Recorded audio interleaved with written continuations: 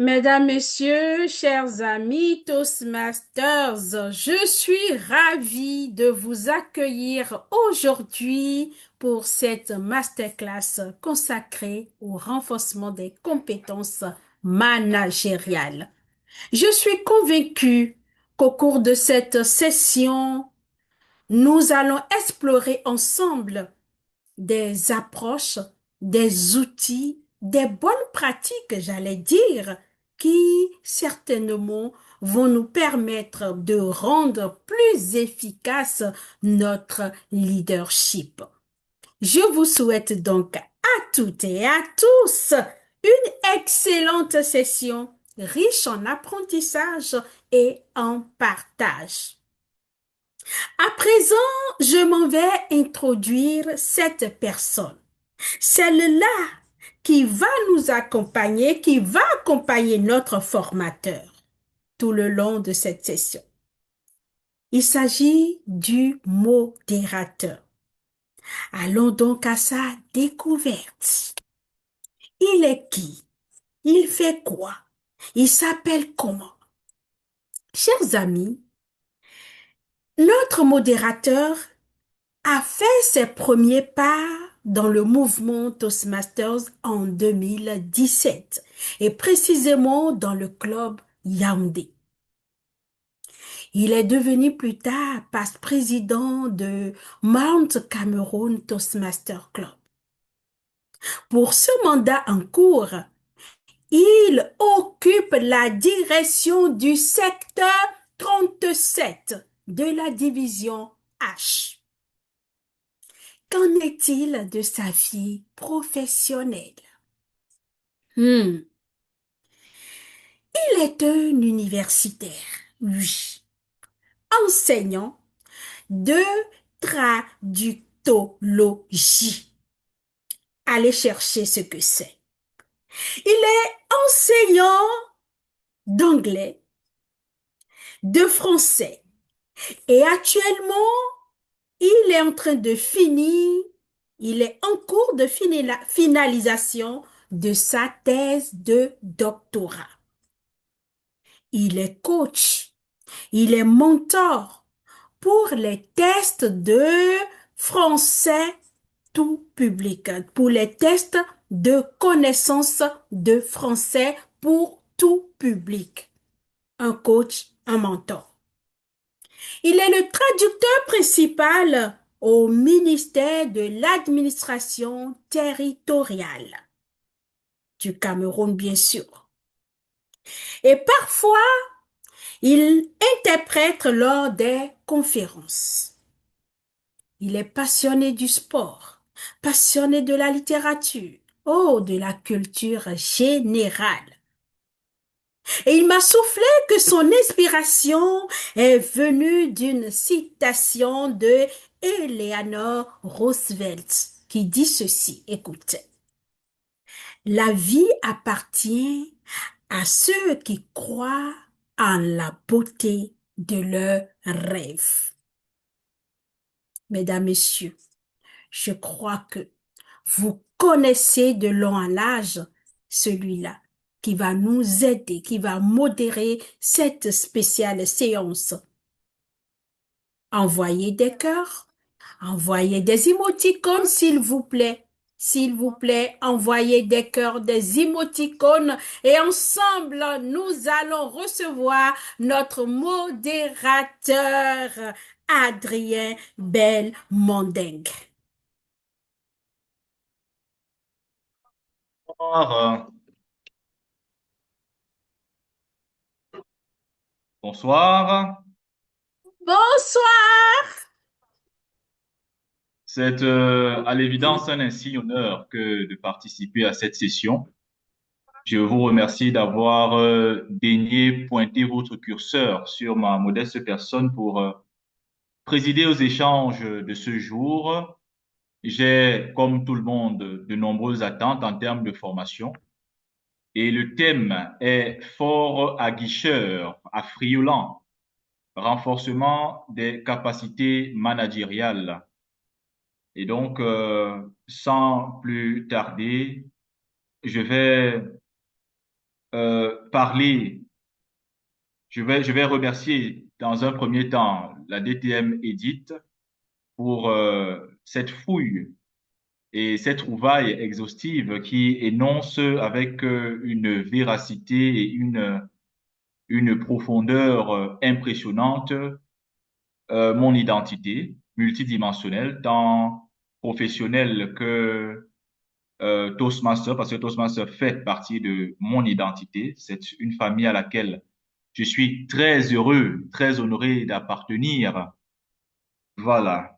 Donc, aujourd'hui, il y a, pour se donner les chances de mener des actions efficaces, il importe d'être aiguillé par l'idée de penseur inspirant. La pensée inspirante inspire l'action efficace. Tout à l'heure, la DTM a parlé d'Eleanor Roosevelt. Je commencerai à parler du personnage central de notre échange en convoquant une maxime qui lui est chère, qui symbolise, qui récapitule, qui fait l'économie de ce en quoi il croit le plus. Il dit, quiconque, il se fait l'écho d'Henry Ford qui pense que quiconque arrête d'apprendre devient vieux. Celui qui continue d'apprendre reste jeune. Dans la vie, le plus beau est de rester jeune d'esprit. Telle est l'apophthegme, la citation qui inspire le formateur du jour. Et je m'en vais reconstituer, telles les pièces d'un puzzle, les différents traits qui le caractérisent.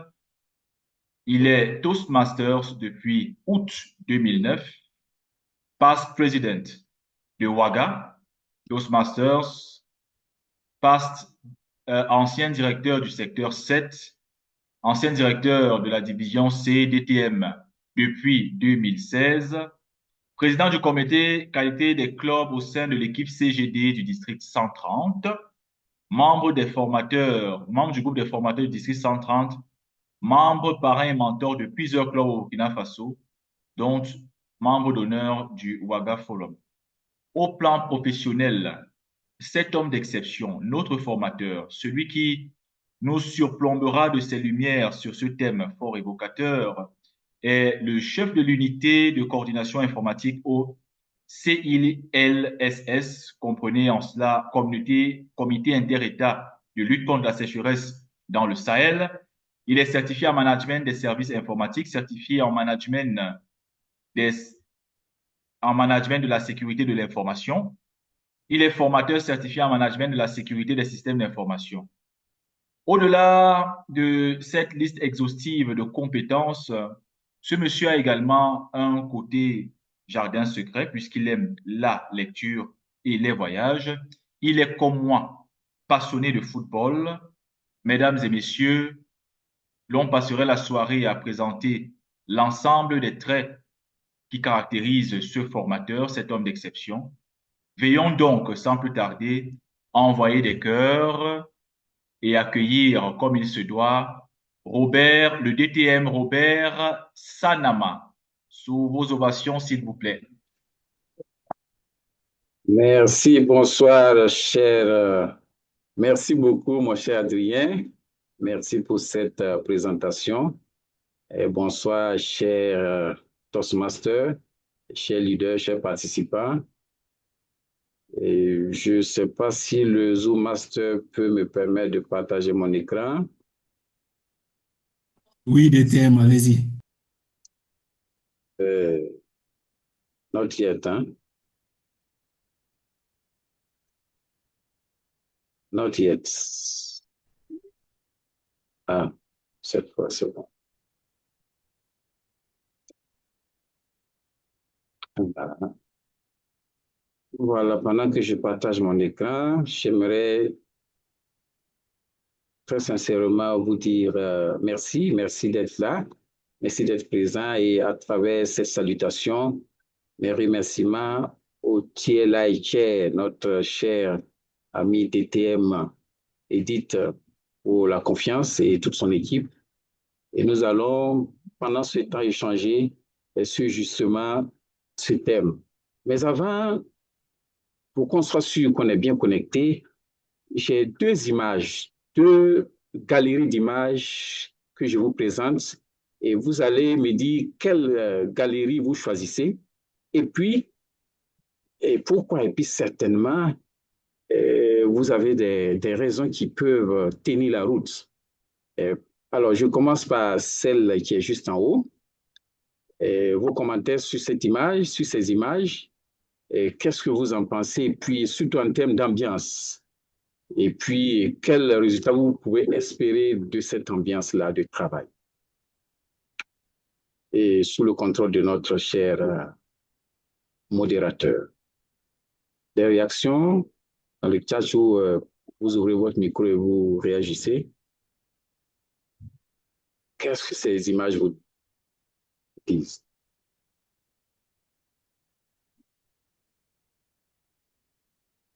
Des réactions? Je vous écoute. Allô, vous êtes là? Oui, Oui? nous sommes là, je peux, cher Oui, allez-y, s'il vous formateur. plaît, oui. Moi, je prendrai l'image 2. L'image 2.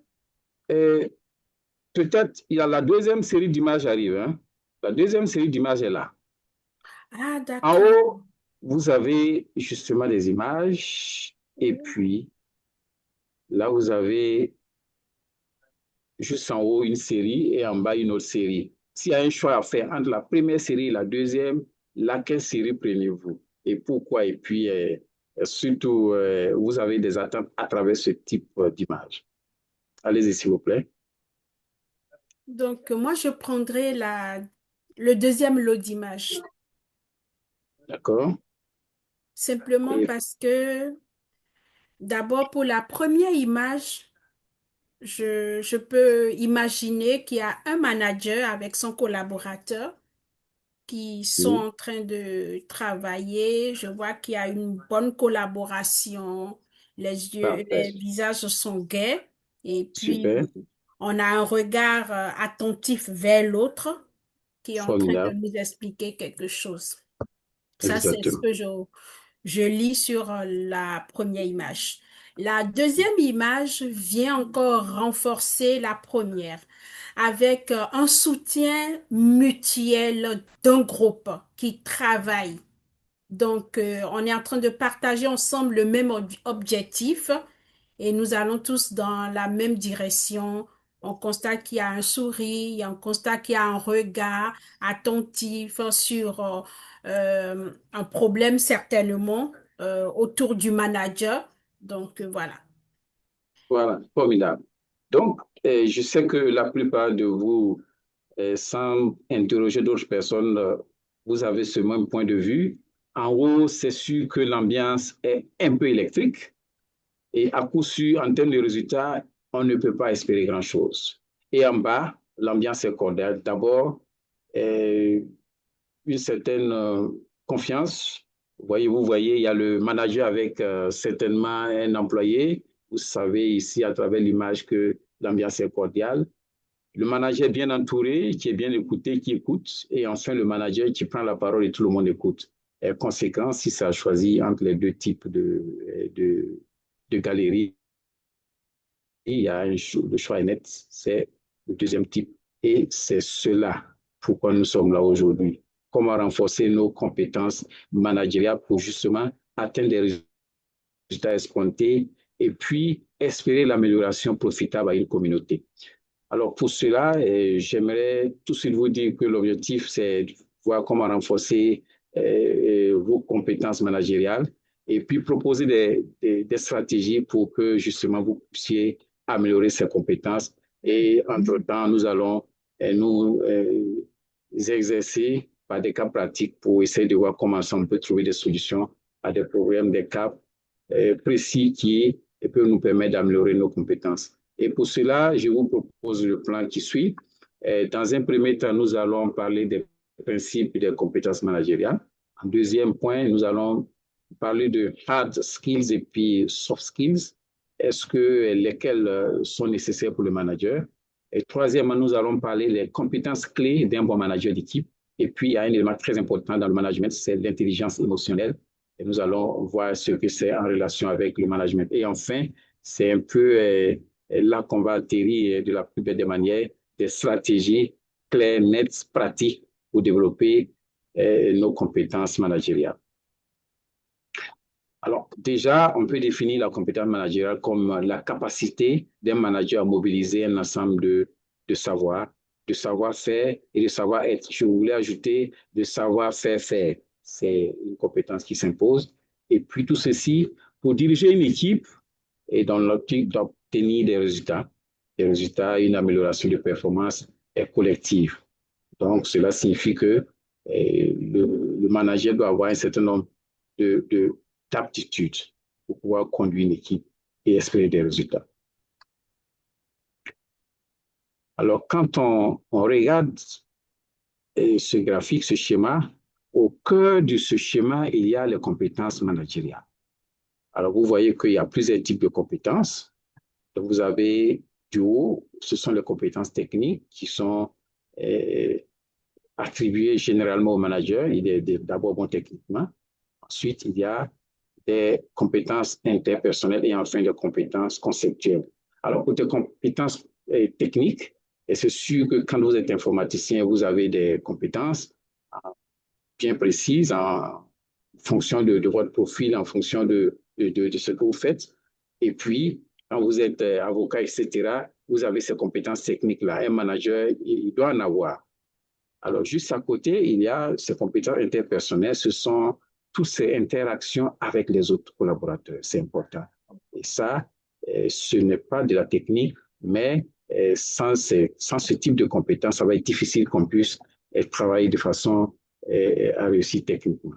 Et enfin, il y a les compétences conceptuelles et qui, en réalité, viennent au-dessus des compétences interpersonnelles. Nous allons voir tout cela tout à l'heure, en détail. Alors, dans le graphique qui suit, que nous avons pu, à travers ce graphique, cette répartition, vous verrez ici qu'il y a une répartition des compétences en fonction du niveau du management. Et vous voyez, quand on est superviseur, quand on est chef d'équipe, quand on est bon techniquement, c'est assez suffisant. Et sinon, presque pour diriger, mais non, ce n'est pas du tout suffisant. Mais vous verrez qu'au fur et à mesure que vous montez en leadership et en management, au niveau du management, votre capacité à être bon techniquement commence à ne plus être une priorité. Ce qui va compter maintenant, ce sont vos compétences interpersonnelles. Et comment vous réagissez, interagissez avec vos collaborateurs, comment vous les considérez. On va voir tout cela en détail. Et ça a un impact sur tout ce que vous faites. Et enfin, les compétences conceptuelles peuvent être considérées comme les rouages du système, comprendre l'environnement. Quels sont qui est capable de quoi? Comment l'esprit d'équipe, comment l'ambiance globale d'équipe. Et souvent, dans les institutions, on parle de compétences fonctionnelles et de compétences hiérarchiques. Il y a une personne qui, par exemple, un comptable dans une institution, n'est pas hiérarchiquement au sommet. Bon, je n'ai rien contre les comptables, je les aime bien. Mais si vous n'avez pas de bonne relation avec le comptable, pour que vous ayez affaire à votre virement ou à votre chèque, c'est vraiment pas évident. Donc, il faut connaître tout ce système-là, savoir qui est important, qui fait quoi, qui est capable de quoi. Et ça, cette compétence, et quand on monte en management, il est bon de le savoir pour pouvoir gérer une équipe de façon efficace. Donc, en résumé, 3 types de compétences, mais au fur et à mesure que vous montez dans le top management, il y a des compétences qui vont prendre de l'ampleur et d'autres vont même commencer à ne plus être très importantes parce qu'un directeur général ne peut pas aller voilà, au niveau de l'exécution. Voilà, il conçoit, il réfléchit et puis il propose. Je parle sous le contrôle de notre cher modérateur qui pourra m'arrêter, pourra me faire signe quand je serai à 20 minutes. Merci, cher modérateur. Alors, je poursuis. Ici, nous parlons maintenant des types de compétences. Vous voyez, dans le premier lot, on a parlé tout à l'heure, on a parlé de compétences techniques. Donc, vous verrez que les hard skills sont des compétences techniques. Donc, là, je parle voilà, si vous maîtrisez un logiciel, le langage web, des concepts marketing, etc. Ça, ce sont des compétences techniques. Ce sont les hard skills. Et en dessous, vous avez les soft skills qui peuvent se retrouver dans tout ce qu'on a comme comportemental. Donc là, on peut retrouver les compétences interpersonnelles et les compétences conceptuelles. La question qu'on va se poser, lesquelles des compétences, lesquelles des skills on peut considérer, qu'on peut considérer comme indispensables, nécessaires pour le chef d'équipe. Alors, est-ce que vous avez une réponse à cela avant que je ne la donne? Vous avez deux types de compétences, lesquelles peuvent être utiles pour le bon manager, selon vous. Vous êtes là? Les soft skills. Les soft skills, uniquement. En premier, après en deuxième, les hard skills. Après, ça dépend aussi de la fonction. Quand je parle de fonction, c'est ce qu'on exerce comme métier. Oui. Ça jouera sur ça. D'accord. Bravo. Donc, finalement, ce sont les deux types de compétences, n'est-ce pas?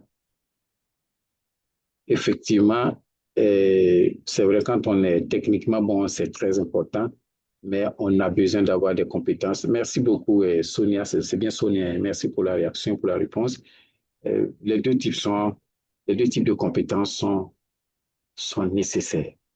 Les hard skills, ce sont des compétences techniques, donc c'est très important. Il faut maîtriser le sujet, il faut savoir de quoi il s'agit.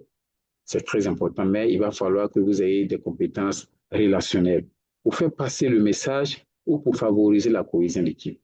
Donc, en définitive, le bon manager a besoin et des hard skills et des soft skills. Donc, ce sont deux types de compétences nécessaires pour que le manager soit le bon, le meilleur. On va en parler plus tard. Alors, premier cas pratique, nous allons prendre quelques minutes puisqu'on est pris par le temps, mais il était bon qu'on parle de quelques cas pratiques. Vous avez une équipe créative. Est-ce qu'il y a une personne dans la salle virtuelle pour nous lire pour nous présenter ce scénario? Un volontaire? Un volontaire? Pour lire. Oui, Sonia. Sonia, oui.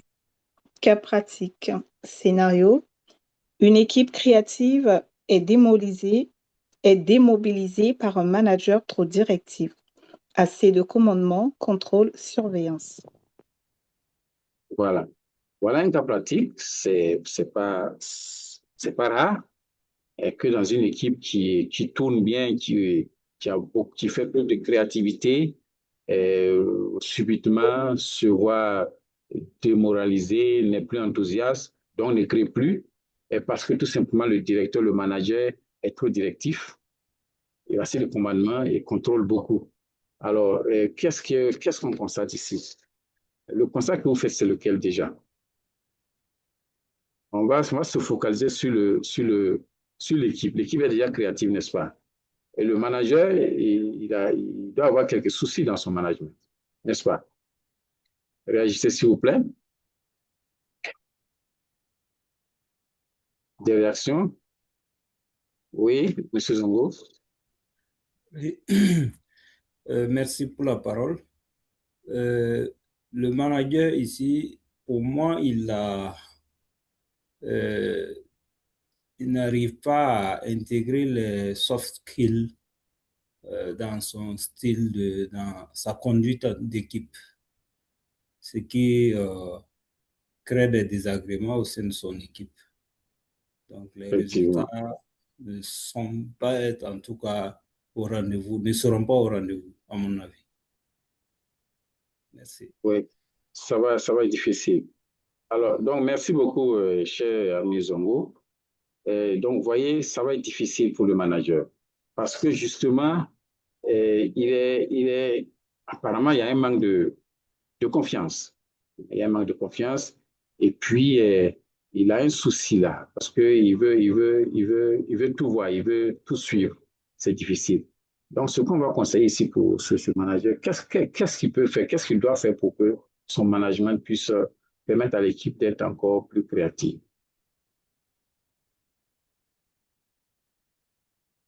Oui, Sonia? Oui, Peut-être allez-y, oui. mettre en place un management participatif pour permettre aussi aux différents collaborateurs de prendre plus de responsabilités, comme ça, même émotionnellement parlant, il sera plus libre et moins stressé, et ce qui va aussi emmener moins de tension au niveau dans l'équipe. Formidable, merci beaucoup. Effectivement, voilà, il faut déjà faire en sorte de ne pas vouloir tout contrôler. Donc, il peut essayer de voir comment déléguer un certain nombre de tâches à un junior et qui va lui rendre compte. C'est très important. Donc, la délégation fait partie des aptitudes du management, du manager. Donc, apprendre à déléguer des tâches. Et deuxièmement, il doit pouvoir, puisque là, cette équipe est avant tout créative, donc elle ne crée plus, donc c'est de voir comment prendre chaque membre de façon individuelle, dans une petite réunion, deux à deux, et essayer de voir comment les mobiliser, les galvaniser. Rappeler que, manager, j'ai confiance en vous, vous êtes membre de l'équipe et je sais qu'ensemble que nous allons pouvoir avancer. Donc, ce qu'on peut faire, c'est de faire en sorte que ici, notre équipe puisse retrouver la pleine forme et je compte sur chacun de vous. Et si ce discours est tenu, et chacun des membres va se sentir considéré et va regagner la confiance et le travail va reprendre de plus belle. Donc, ici, il y a un aspect de considération à mettre en exergue. La confiance avec la délégation et puis la considération avec les entretiens qu'il pourra organiser. Donc, tout ça, il est possible aussi de voir comment on peut créer une occasion pour créer un renforcement des capacités. Parce que cette équipe aime créer. Donc, si on lui donne l'occasion de renforcer ses capacités, elle va, en plus d'être remobilisée, elle pourra s'engager dans la créativité. Donc, voilà autant d'actions qu'on peut mener pour que l'équipe retrouve sa créativité dans le temps. Merci beaucoup. Nous allons poursuivre. On va parler maintenant de compétences créées des managers. Et ce qu'on demande des managers, il doit avoir un leadership. On ne lui demande pas de donner des ordres ou de diriger des équipes, il doit avoir des compétences en leadership. Quand on parle de leadership, il y a le côté où on est tous des Toastmasters, il doit pouvoir inspirer, il doit pouvoir motiver, il doit pouvoir influencer positivement et pour qu'il y ait un engagement total de son équipe pour des actions pouvant conduire à des résultats profitables à tous. Ça, je crois que vous êtes des Toastmasters. Il n'y a pas beaucoup à dire sur ce point parce que vous savez qu'un leader doit pouvoir influencer positivement. Alors, l'autre compétence clé d'un manager, c'est qu'il doit être un grand gestionnaire d'équipe. Et chacun de nous ici est différent. Et puis, nous sommes des humains, avec bien sûr nos forces et nos faiblesses. Donc, ce qui fait que pour chacune des situations, il est bon de prendre du recul pour aborder celle-ci avec une tête bien posée, avec assez de rationalité. Ensuite, comme on l'a dit tout à l'heure, pouvoir 10 écouter minutes. Pardon? 10 minutes. Ah, oui, monsieur le... 10 minutes. D'accord, merci. Alors, merci bien. Alors, donc, on prend du recul. Et devant les situations, tout froidement, on essaie d'analyser avant de mener quoi que ce soit en termes d'action. Et puis, je disais, pouvoir écouter les collaborateurs et puis comprendre leurs besoins. C'est très important. Et on n'a pas forcément les mêmes besoins, même si on a les mêmes profils. Et puis, troisièmement, il peut y avoir des conflits quand on travaille ensemble. Et il faut être capable de pouvoir résoudre ces conflits-là qui peuvent surgir au sein de l'équipe. L'autre compétence clé, c'est l'adaptabilité.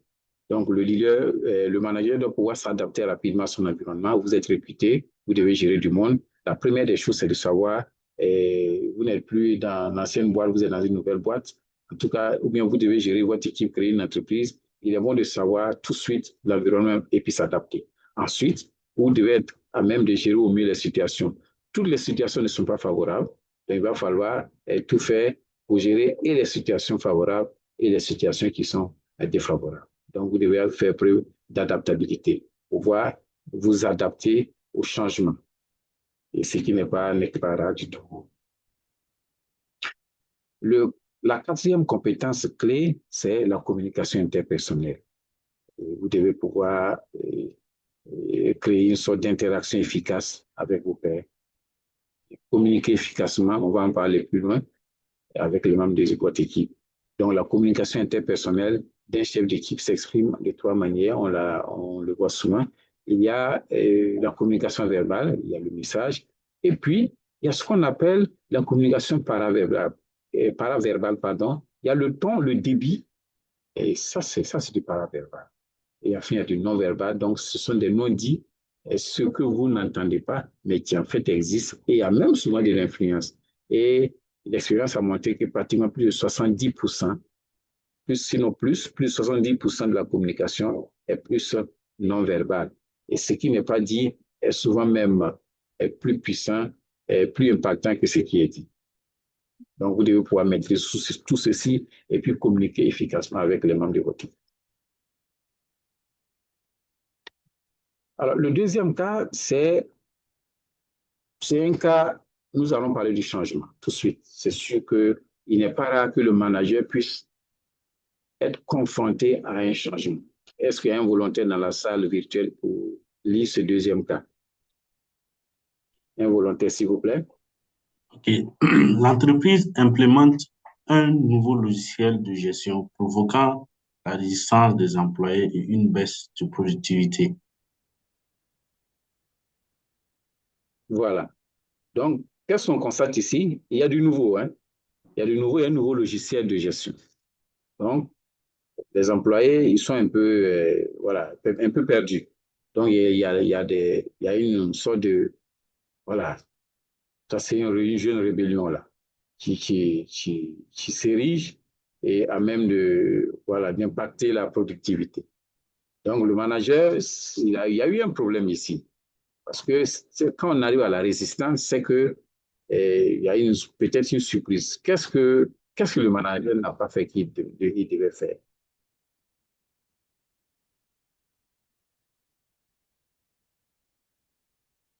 Oui. Le manager, qu'est-ce qu'il doit faire ici pour que, par exemple, pour que la rébellion, la résistance s'arrête? OK, je peux répondre? Oui, allez-y, s'il vous plaît.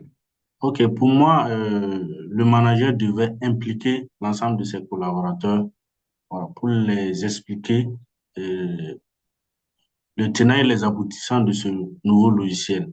Ça allait plus avoir une meilleure compréhension et entraîner l'approbation de ses employés. Formidable. Très bonne réponse.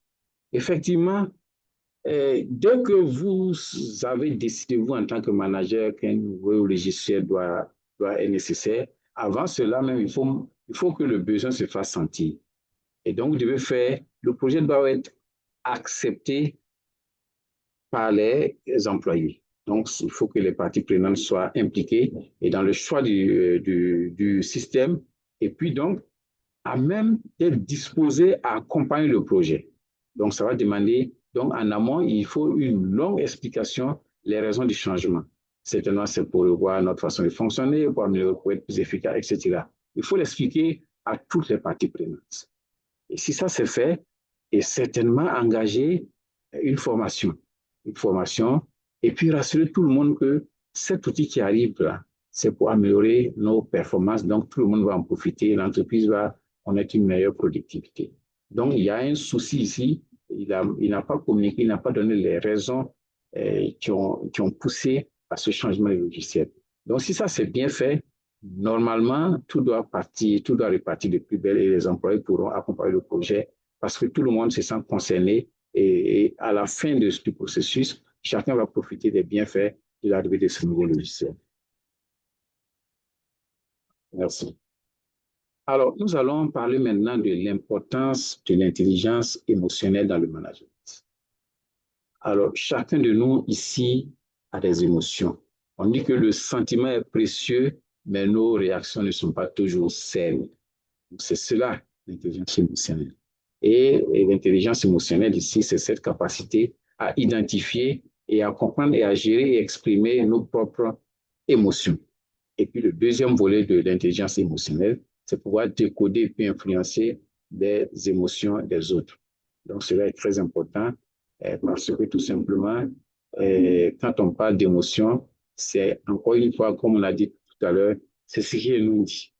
Ce qui est non dit et il faut pouvoir décoder tout cela. Mais avant de parler de ce qu'on peut décoder chez l'autre, il faut être capable de connaître nous-mêmes nos défauts, nos forces, quand est-ce qu'on réagit, quand est-ce qu'on est en colère, quand est-ce qu'on est de bonne humeur, c'est important.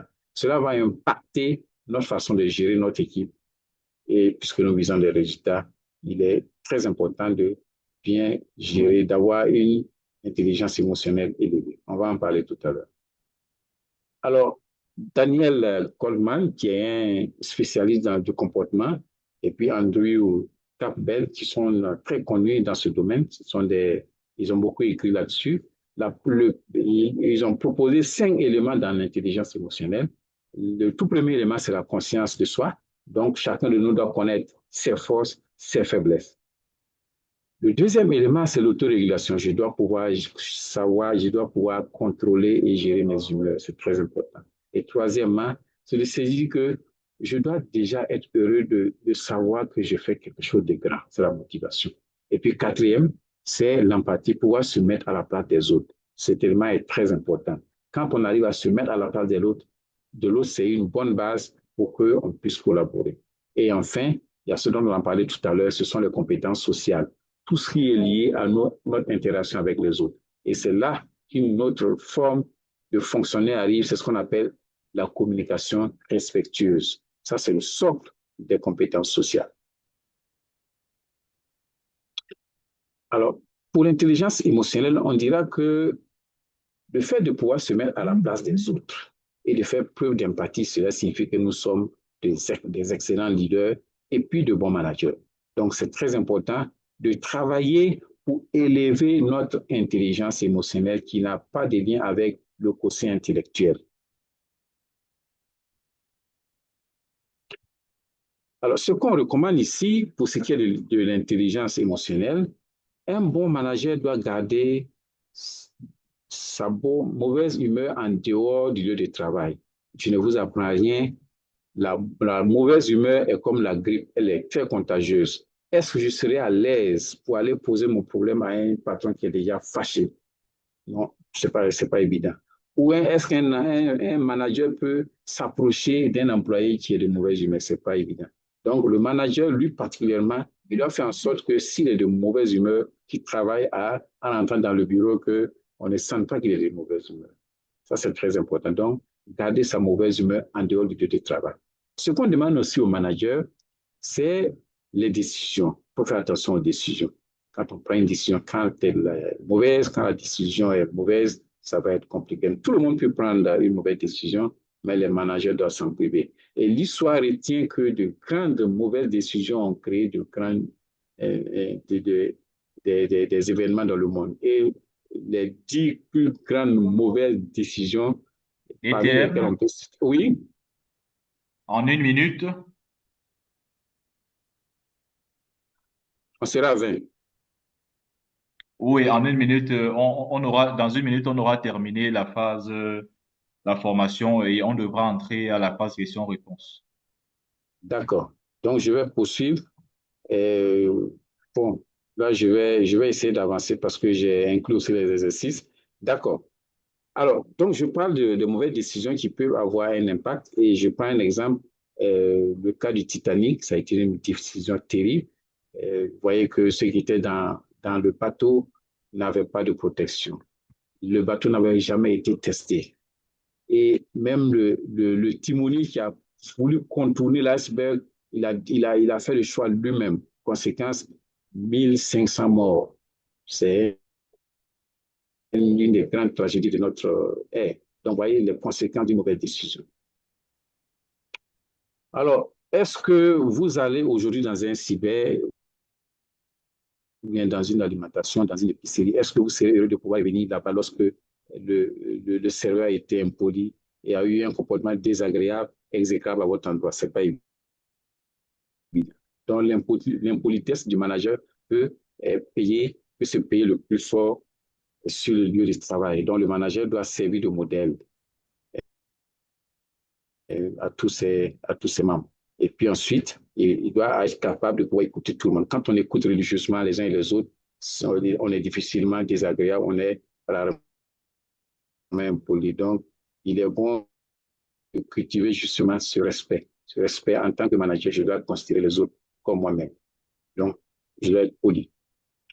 Il y a l'agilité. Chacun de nous sait que ce n'est pas évident qu'on soit toujours de bonne humeur, qu'on ait de bonnes pensées. Mais on nous a toujours dit que non, quand une pensée est négative, il faut s'en éloigner. Non, l'agilité émotionnelle, il faut accepter déjà qu'on est en colère.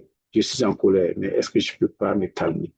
Donc, le fait d'accepter que c'est des mauvaises pensées existent et en se donnant le temps de les gérer, c'est ça l'agilité émotionnelle. Donc, pour réussir dans le milieu du travail en tant que manager, on doit avoir cette agilité-là. Et c'est-à-dire, entre le fait que je sois en colère et ma réaction, je dois pouvoir marquer une pause et puis les traiter d'une certaine façon et ne pas réagir de façon exécrable vis-à-vis de l'autre.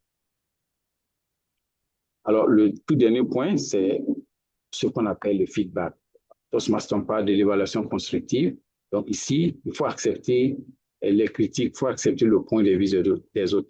Donc, prendre ceci avec bienveillance. Et cela peut apporter de l'amélioration. Donc, le manager doit accepter les feedbacks, il ne doit pas accepter, il ne doit pas refuser les critiques parce que ça permet de s'améliorer et d'apporter des changements positifs. Bon, étant donné qu'on a des questions, mais je vais, si vous le permettez, on va sauter cet exercice. Un employé qui se plaint à la direction que son manager direct lui a manqué de respect lors d'une réunion. Et c'est sûr que dans ce cas précis, il va falloir réunir chacun des deux individuellement et puis écouter en tant que manager et puis après tenir une réunion ensemble pour qu'on puisse trouver un terrain d'entente et de pouvoir avancer ensemble. Donc, c'est un peu ce cas pratique-là. Il y a deux autres cas pratiques que je vais passer. Et c'est très édifiant, ces cas pratiques, mais c'est des cas que nous vivons dans nos entreprises. Alors, je vais passer rapidement. Oui? Allez-y, allez-y. Oui, est-ce que je peux avoir 5 minutes pour finir cette partie-là? C'est la partie où j'ai réservé Là, on a déjà largement excédé le temps. On est déjà dans la phase des questions-réponses. On a presque à la moitié des questions-réponses déjà. D'accord. Donc, je vais aller vite. Alors, ici, il y a 7 stratégies pour pouvoir développer nos compétences managériales. Alors, la toute première stratégie, c'est améliorer notre prise de décision. La première des choses, c'est de faire quoi? C'est ce qu'on appelle ici, c'est ce que le Harvard Business School online propose. Ce sont les 3 C du management. Là, c'est la première. La première condition ici, c'est ce qu'on appelle le constructive conflit. Ici, vous allez impliquer toutes les parties prenantes. Chacun des éléments de cette partie, de chacune des parties. Donc, impliquer tout le monde au maximum. Et deuxièmement, il est bon qu'on puisse écouter tout le monde, prendre en compte ce que chacun a dit et de façon équitable et juste avant d'avancer une solution. Et enfin, s'assurer qu'on est d'accord sur ce qu'on va faire. Donc, c'est ce qu'on parle de faciliter la collaboration, sinon aller même à des compromis donc, pour pouvoir avancer. Donc, cela est très important pour que tout se passe bien. La deuxième stratégie, c'est de développer votre conscience de soi. La conscience de soi, c'est de pouvoir vous-même savoir honnêtement quelles sont mes forces et mes faiblesses. J'ai beaucoup de qualités et j'ai aussi des points à améliorer. On peut même travailler pour améliorer ces points-là. Je vais vite. Le troisième, c'est instaurer la confiance. On en a parlé tout à l'heure. Établissez des liens plus étroits avec vos collaborateurs. Ça, on en a déjà parlé. Donc, cela est très important pour que le travail se passe bien. Et la quatrième stratégie, c'est améliorer la communication. Cette communication, on en a parlé tout à l'heure, c'est l'écoute active, c'est la communication verbale et la communication non verbale. Donc, faire en sorte qu'il y ait de l'interaction, s'adapter à des interlocuteurs variés. Cela est très important. La cinquième stratégie, c'est mettre en place des points DTM, réguliers. Oui, en 1 minute, s'il vous plaît. en 1 minute. Voilà, on doit pouvoir mettre en place, de temps en temps, on doit pouvoir se voir en dehors du lieu de travail pour pouvoir échanger comment les choses peuvent avancer. Et puis, sixième, et c'est vrai qu'on travaille ensemble, mais il faudrait que le management puisse travailler avec d'autres managements pour réfléchir comment faire fonctionner les choses. Et c'est un peu différent de la stratégie précédente, mais il faut un temps de réflexion sur comment, un temps pour réfléchir, pour trouver des stratégies pour qu'on puisse avancer ensemble. Et enfin, le tout dernier, vous et moi, nous sommes appelés à nous améliorer. Donc, on vous invite vraiment à faire en sorte que vous pouvez trouver des créneaux pour renforcer vos compétences managériales. Il y a des formations qu'on peut suivre et puis on peut devenir meilleur. Et je termine par une conclusion. Des compétences techniques, oui, mais c'est surtout des compétences relationnelles qui peuvent permettre au manager d'accompagner ses collaborateurs vers des objectifs et des améliorations de la performance. Seule l'acquisition et la mise en pratique de ces compétences lui permettront de mener à bien sa mission. J'ai fini par cette citation. C'est un peu une autre conclusion pour dire sur une conclusion de Julie Dio, qui est une sino-américaine. Elle a travaillé pendant 25 ans comme directrice de conception à Facebook. Elle a géré du monde, elle est autodidacte. Elle dit, il n'y a qu'une qualité qui distingue les grands managers des autres et découvre ce qu'il y a d'unique dans chacune personne et en tire parti. Extrait du livre On n'est pas manager, on le devient. Je vous remercie. Merci, merci, très cher DTM, pour la profusion des savoirs que vous nous avez prodigués lors de cette séance de formation. Sans plus tarder, nous allons passer à la phase des questions. Est-ce qu'il y a des questions? Oui. Didier, Didier Simpor, vous avez la parole. Et je n'ai pas demandé la parole, hein. Je vais revenir plus tard.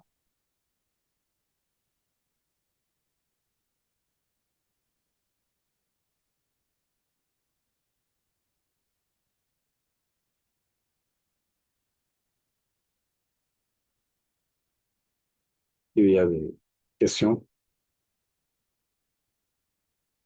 Est-ce qu'il y a des questions? Il y a forcément des espaces, des sillons à creuser après d'avoir écouté cette intervention fort enrichissante. Est-ce qu'il y a des questions? Oui, Narcisse. Narcisse, tu as la parole. Oui, merci beaucoup, cher modérateur. Bonsoir, sœur DTM, Sanama et à toute l'Assemblée.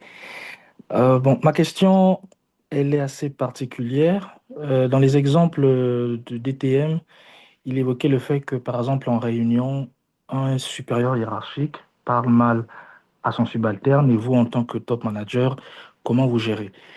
Moi, je me mets maintenant dans la position de celui qui est le moins gradé. Vous êtes tous des cadres. Et vous, dans votre posture, il y a votre N+1 qui vous manque de respect ou constamment vous dénigre, se sont menacés par vous, s'il faut le dire de manière implicite. Comment vous, dans votre position, vous pouvez gérer ce N+1 là, ce manager, en espérant être toujours dans le thème? Voilà ma question. Merci. Oui, je peux? Oui, oui, bien sûr, DTM, allez-y, s'il vous plaît. D'accord. Effectivement, ça arrive que le supérieur hiérarchique n'apporte pas toujours, il faut le dire, n'apporte pas toujours de la considération à son subalterne, enfin, à son collaborateur, à son son N-1. Je pense que la posture de l'agent, donc celui qui est dirigé, d'abord, c'est accepter que ça peut arriver dans un premier temps. Parce que si on n'accepte pas ça, si on n'accepte pas que ça peut arriver. Et puis, je pense qu'on peut essayer de briser la glace. Moi, je suis dirigé j'accepte que je peux être piétiné. Mais qu'est-ce que je fais pour qu'on puisse avoir de bonnes relations? Si, par exemple, tous les jours, je ne disais pas bonjour au patron, je peux commencer à lui dire bonjour. Je sais qu'il il me considère pas, il me écrase. Je peux commencer à dire bonjour. Donc, j'ai envie de dire, je peux présenter une autre copie. La raison, peut-être que, peut-être que, peut-être que ça vient de moi. C'est possible. Pas forcément, mais déjà, j'essaie de faire le pas. C'est peut-être ça un peu le résumé de ma réaction. Faire le pas pour voir comment on peut améliorer nos relations. Et encore une fois, un autre aspect qu'il faut considérer, le lieu de travail, ce n'est pas un lieu de, voilà, où il y a un parfait amour. Mais on nous demande de bien collaborer pour produire des résultats. C'est de ça qu'il s'agit. Donc, s'il ne m'aime pas, il a peut-être ses raisons, mais je dois tout faire pour que nos relations de travail soient acceptables. Donc, je peux commencer, par exemple, et bon, je parlais de dire bonjour. Et je peux, même dans ma communication écrite, quand j'envoie des messages, au lieu de dire, voilà, I, j'écris, s'il vous plaît, voilà le projet de rapport, euh, voilà, vos avis, etc., sont vivement attendus. En tout cas, je dois tout faire pour présenter une meilleure version de moi-même à cette personne-là. Je pense que c'est un effort à fournir. Donc, on a fait preuve d'humilité. Je pense que ça peut manquer souvent chez nous qui sommes dirigés. Et bien entendu, ça va être difficile que cette personne soit indifférente à tous les efforts que je consens pour que ça marche. Et puis, il y a des relations extra-professionnelles qui sont pas mal. Aujourd'hui, cette personne vit une situation familiale, je suis présent. On dit que le meilleur cadeau qu'on peut offrir à une personne, c'est la présence. Est-ce que je suis présent à ces rendez-vous, à ces événements voilà, extra-professionnels? Donc, qu'est-ce que je peux faire? Je vais en voyage, je peux lui envoyer un petit parfum. Voilà, j'ai été à mission, je lui ai envoyé un petit parfum. En tout cas, je pense que ouais, son cœur n'est pas forcément un cœur de pierre. Donc, c'est l'effort. Nous pouvons faire des efforts pour améliorer nos relations avec nos supérieurs. En résumé, on fait le premier pas et puis certainement, la personne va nous répondre. Mais l'humilité sera l'émise. Merci. L'humilité, valeur cardinale au cœur de l'amélioration des rapports entre les cadres, les managers, parce que les managers n'ont pas le cœur de pierre. Merci beaucoup, cher DTM. Alors, nous avons dans le chat Prince Renaud Etchi qui dit, dans l'exemple du cas pratique numéro 2, en dehors de la préparation et de l'implication de l'équipe, quel est le poids de la gestion du changement pour amener l'équipe à une meilleure adaptation? Quel est le poids Oui, une très bonne question. Voilà. Voilà, une très bonne question. Je pense que les processus, les changements, d'abord, reconnaissons que c'est un processus. Donc, qui a commencé, qui se déroule, et puis on a des résultats. En tout cas, il y a une fin. Et souvent, avec les fins se terminent par des évaluations et puis d'autres étapes. Donc, il est toujours bien, dans un premier temps, de mettre l'accent sur la communication. Et habituellement, ce qu'on fait, et quand on veut un changement de ce type, il y a un espace concret pour exprimer leurs besoins. C'est en fonction de ce recueil de besoins qu'on propose le changement. Donc, le besoin est, le logiciel, en tout cas pour ce cas précis, est attendu parce que justement, le besoin a été exprimé, on veut travailler autrement. À partir de ce moment, on va commencer à réunir les parties prenantes. Vous voyez ici, j'ai parlé des 3 C du management. Ici, il va s'agir de faire en sorte que tous ceux qui sont impliqués dans le projet puissent être informés et que l'information circule de façon juste et équitable. Et c'est de cette façon qu'on pourrait impliquer les uns et les autres. Parce qu'en réalité, pour motiver une personne, ce n'est pas facile. Parce que comme on dit, on ne mobilise les personnes que sur la base de leurs intérêts. Si je ne me sens pas concerné, ne me sens pas impliqué dans un dossier, ça va être difficile que j'ai le maximum d'engagement. Donc, ça, c'est important. Troisièmement, il faut prévoir des réunions périodiques où on fait le point et on récolte des feedbacks. C'est très important. Et certainement, au détour de ces feedbacks, on peut avoir des bonnes idées pour nous permettre d'améliorer le processus. Parce que c'est très important. Quand c'est bien partagé, quand l'information est bien partagée, avec des feedbacks bien reçus, et sûrement, Et quand tout le monde est embarqué dans le projet, en général, je dis, pour ce que j'ai vécu, pour les changements que j'ai eu voilà, le privilège ou l'honneur de conduire. Et quand l'implication est totale, en général, ça marche. Et puis, surtout côté logiciel, euh, chacun se retrouve à la fin. Voilà, parce que même le choix de la couleur, j'ai eu à contribuer, par exemple. Voilà, donc l'implication, collaboration, travail, feedback, etc. Voilà autant d'attitudes, de dispositions qu'il faut mettre en place pour que un projet puisse, un changement puisse être accepté. Très Comment bien. se fait? Peut-être prendrons-nous une dernière question avant de passer à l'étape, l'avant-dernière étape de notre masterclass. Euh, Moumina Adjibi, vraiment en 30 questions DTM, si vous pouvez le faire. Dans le cas où des Oui. managers confondent problèmes personnels et professionnels au point de bloquer les avantages du N2, quelle solution? En 30 secondes DTM. Encore une fois, ça c'est une perception. Hein. Voilà, c'est vous qui percevez qu'il confond les problèmes personnels et professionnels. Ça, déjà, c'est une perception. Et puis, il faut comprendre, il faut chercher à comprendre pourquoi il fait le lien. Donc, je pense qu'on doit s'investir dans l'empathie. Quand on cherche à comprendre pourquoi c'est ainsi, se mettre à la place de l'autre. Donc, ça, c'est important. Maintenant, on peut, ce qu'on a fait, ça, pour moi, c'est une perception. Ça peut être vrai, hein, c'est possible, mais ça peut ne pas l'être aussi. Donc, essayons de comprendre pourquoi il fait ce lien. Bon, je peux m'arrêter là pour cela, parce que c'est bon de comprendre d'abord pourquoi l'autre a cette attitude avant de prendre une position.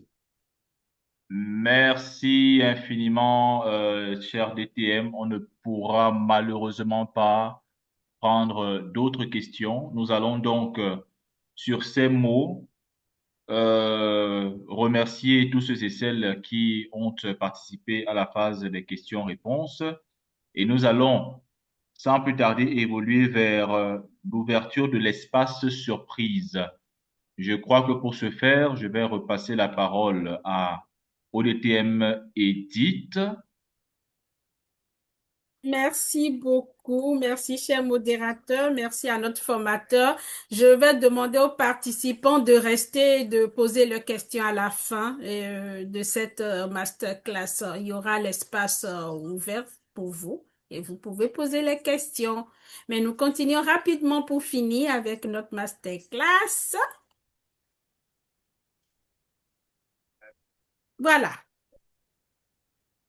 Nous sommes bel et bien en mars et c'est le mois de la femme. Donc aujourd'hui, nous avons eu une pensée spéciale à nos leaders féminins du district 130, précisément aux directrices de division. Répondez juste à cette question et vous allez partir avec notre surprise de ce soir. Combien de divisions composent le district 130 et combien d'entre elles sont actuellement dirigées par des femmes? Vous avez deux propositions. A, 9 divisions, dont 7 dirigées par les femmes. B, 8 divisions, dont 5 dirigées par les femmes. Écrivez dans le chat ou ouvrez les micros et répondez rapidement. À l'aide de notre modérateur, nous allons voir s'il y a de bonnes réponses dans le chat. 1, 2, 3, 4, 5 et c'est terminé. Cher modérateur, vous pouvez m'aider s'il vous plaît? Alors, toutes les questions, toutes les réponses sont B. Le premier à avoir donné la réponse B est Sissouma Draman. D'accord. Très bien, c'est bel et bien B. 8 divisions, dont 5 dirigées par des femmes. Et voici ces femmes. La division A dirigée par Madame Jeannette Ahehehenou, division E dirigée par la 10e, j'ai oublié son nom, on continue. Division F par la 10e Malika. Division J par 10e Mary. Et puis, division H par la 10e Sarah Ndeke. Voilà, nous disons merci à toutes ces braves femmes, à toutes ces Amazones. Bravo, félicitations à vous. Continuez de nous inspirer à la tête de nos divisions. Ce soir, notre ami va partir avec ce livre. Écrivez dans le chat votre nom et prénom et l'adresse email, s'il vous plaît. Vous allez partir avec ce livre, mettre en pratique le pouvoir du moment présent. Donc, il faut profiter du moment présent, c'est important. Vous allez partir également avec ce certificat que nous vous offrons pour vous dire merci. Voilà, chers amis, nous sommes bel et bien à la fin de cette masterclass spéciale numéro 7 de cette mandature en cours.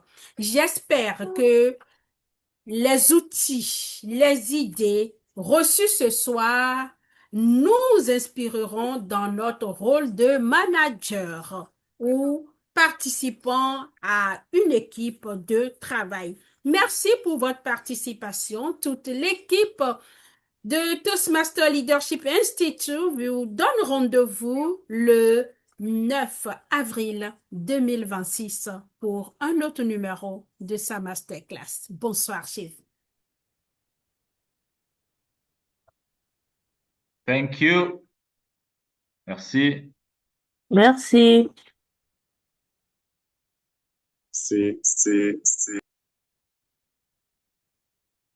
Cher Ditième Sanama, vous pouvez m'envoyer le document en inbox. Il y en a qui demandent, donc on va mettre ça en PDF pour pouvoir leur envoyer ça. D'accord, c'est bien noté. Merci beaucoup. Bravo. Alors, l'adresse Félicitations. mail du vainqueur, Monsieur Draman Sissouma, a été envoyée dans le chat. Je regarde, je copie rapidement avant qu'on le ferme. Un instant. Draman Sissouma. OK. Draman Sissouma. Je copie et je mets ça dans la salle WhatsApp de Masterclass francophone. Masterclass francophone, tu es où? Salle Masterclass francophone. OK. Ah, je ne vais pas perdre ça. Je vais récupérer plus tard. Merci. C'est parfait. Bravo. Merci beaucoup, Ditième Sanama. Merci pour la disponibilité et merci à notre excellent modérateur. Thank you. Merci.